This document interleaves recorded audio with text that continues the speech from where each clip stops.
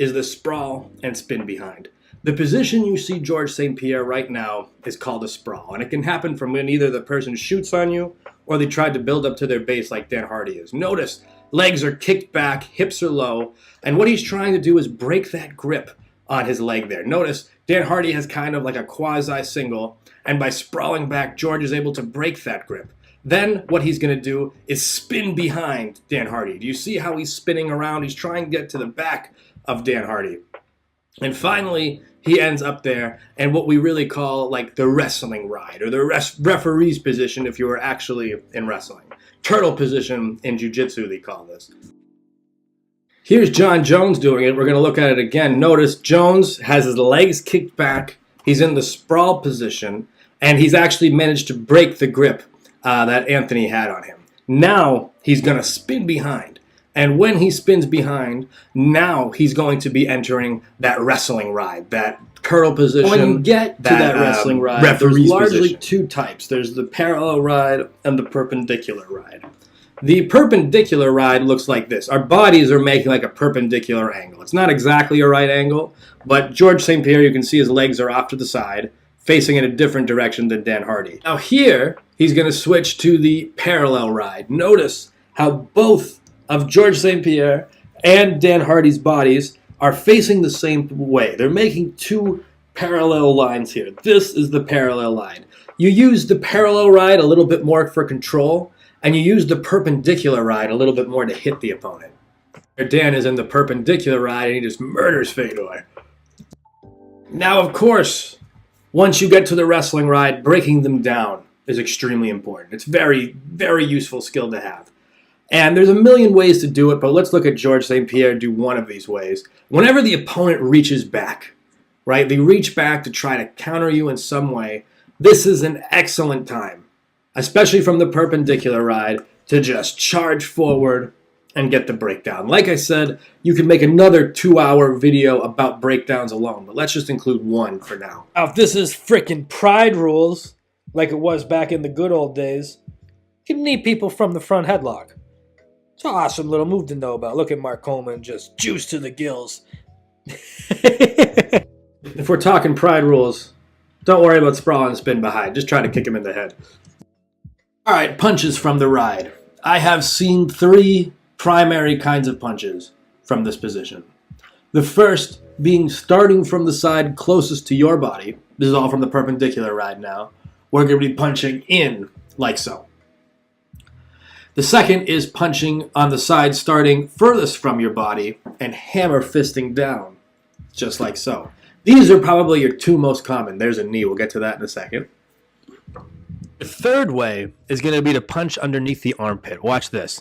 See how George shoots those shots underneath the armpit of Diaz? That's your third way.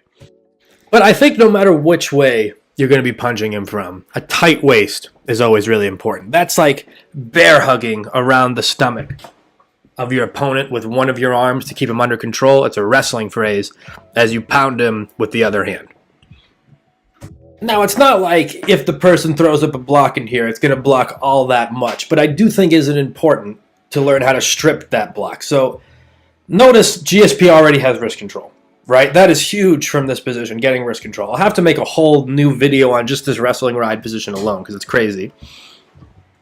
Also, check out that little shin pin GSP put in place there.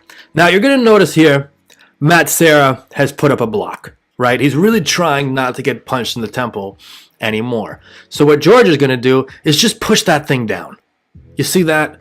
Really easy just to push that thing down, and then before he can get it back, that's when you throw your punches. Now, if you're able to knee, if you're able to throw repeated knees from the wrestling ride, odds are you're probably not that far away from winning, right? You kind of have to be significantly better than the person in order to do that. Okay, almost done here. Almost 2 hours of this. We've got the long hook. This is a way when they stand up to stop them from getting any higher. Notice how Georges St-Pierre threads that hook in deeper. This is called the long hook. It makes it very difficult for your opponent to stand up from the wrestling ride. And it also makes it much, much easier to bring him back down to the ground. So watch, Georges St-Pierre is going to kind of maneuver over to his, I guess that's his right, and cause Dan Hardy to fall. Let's talk shin pin next, right? The shin pin is so great, even from this position. I kind of hinted at it earlier. But what George does is when he's got you in the wrestling ride, he pins his shin to the back of your calf, right? That is a technique that is really going to make it hard for you to start getting away from him. And it's really not that hard to even put in place. With that shin pin there, he's going to have a much more tricky time getting that leg back. The Western hook. I think this is an extremely underutilized move. We called it a Western hook at the high school I wrestled at, apparently. It could also be considered an inside hook. I've called it that before as well.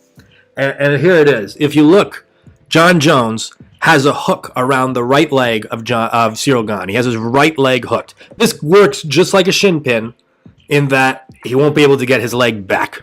And let's make this the last move. The reverse crucifix. If you've gotten here, congratulations. You just sat through 2 hours of hardcore grappling. This position, just like the crucifix, is where you isolate one arm. Look, Tito has his arm trapped in between the legs of Randy Couture. This is really bad, right? This is worse than the regular crucifix. This is a crucifix from the wrestling ride.